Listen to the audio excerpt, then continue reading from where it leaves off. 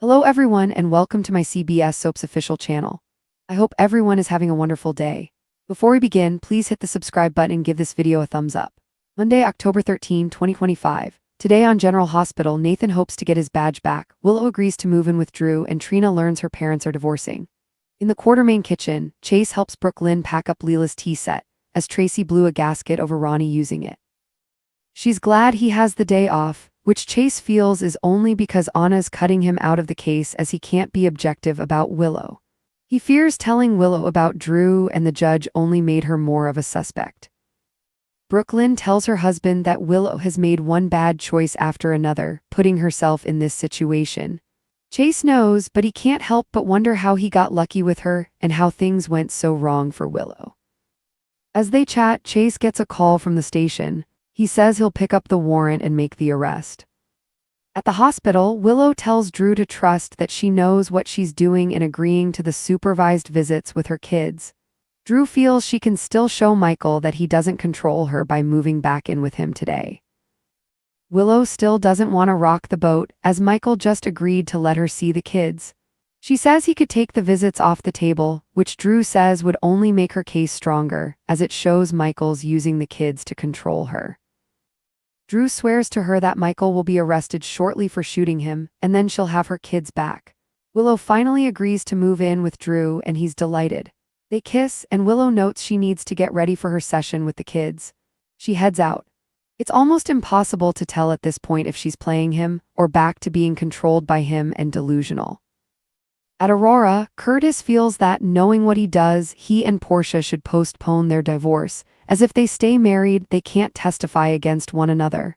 Curtis fears Drew suspects both of them and may accuse one of them of being his shooter.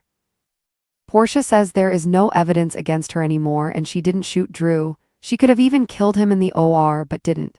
She insists she doesn't need Curtis' protection this time, yet she wonders if Curtis needs her help. Did he shoot Drew? Curtis insists he didn't shoot Drew, as he would never throw his life away over that man. Portia informs Curtis that they might be in the clear because she was at Liz's place earlier when the PCPD searched her house. Willow is staying there and is a suspect, and they found something on her. Kai and Trina let themselves into Drew's place as he's returning home today, and this is their last chance to cover their tracks. They walk through everything they did that night. They recall Scout's ringtone, "Twinkle Twinkle Little Star," went off on Drew's phone and scared the shooter away. Her call may have saved his life. They keep thinking back about that night, and Kai worries about the bat he left behind with Prince. However, Kai quickly rationalizes it, thinking as Drew's intern and an athlete, it would be normal for his Prince to be all over this place, and for the PCPD to think that he may have held the bat at some point. Trina has to head out to meet her dad, but they agree they will never talk about that night again, as if it never happened. At the PCPD, Anna and Dante enjoy coffee and donuts and think they are close to finding out who shot Drew. Nathan arrives and Anna and Dante welcome him back. Nathan actually came to discuss something with Anna, so Dante leaves them. Nathan comes out and tells Anna that while he's happy to be getting to know James and reclaim his life, he really wants his badge back. Anna says this isn't going to be that easy, and he needs to focus on his recovery. Nathan insists he is recovered and needs to step up to provide for and take care of his son. Anna says she'll look into the steps for his return, but there is a possibility he may never be cleared to rejoin the force.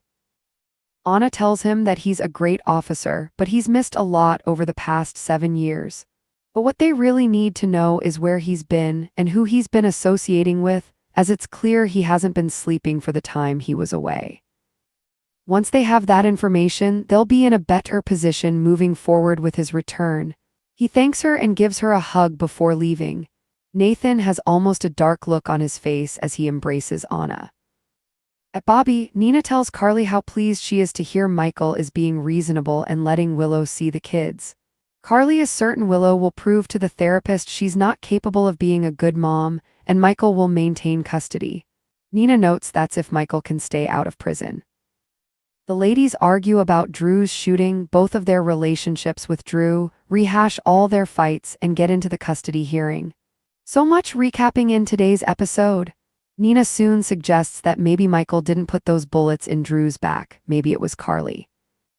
Nina says they both know Carly has a temper, but Carly says she'd never kill anyone. Nina snaps. Nell might disagree. Before things get really out of hand, Nathan appears and asks if everything is okay. Michael meets Sonny at Diane and Alexis' office. Sonny asked his son to come here as he's going to need a lawyer. Before he brings in Alexis and Diane, Sonny must know if he shot Drew. Michael insists he didn't and claims Jacinda is his alibi for that night. Sonny calls her a weak alibi and says that he has to take this seriously, as the sex worker story won't hold up. Michael promises his dad that he won't be the one arrested. Sonny asks if he knows something he does. Michael insists he doesn't know anything his dad doesn't, and Anna will follow the evidence to the person who shot Drew. Right now, Michael wants to protect his kids.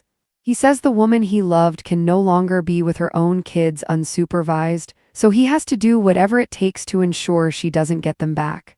Sounds like Michael planted the gun at Liz's.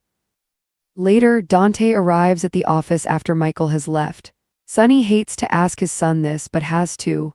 Are the police going to arrest Michael? Dante confesses the PCPD has a few warrants out, none of which are for Michael, but his dad won't like who they might bring in. Trina meets with her parents at Curtis' office. Curtis tells Trina how sorry they are, that they tried really hard, but he and her mom are getting a divorce. Kai welcomes Drew home and assumes that being back here must be tough for him. Drew is determined to move on and reveals that Willow is moving back in. At Bobby's, Nathan and Nina have lunch. Meanwhile, Sonny appears and tells Carly that the cops are pulling warrants and they have to go. He has the jet on the runway.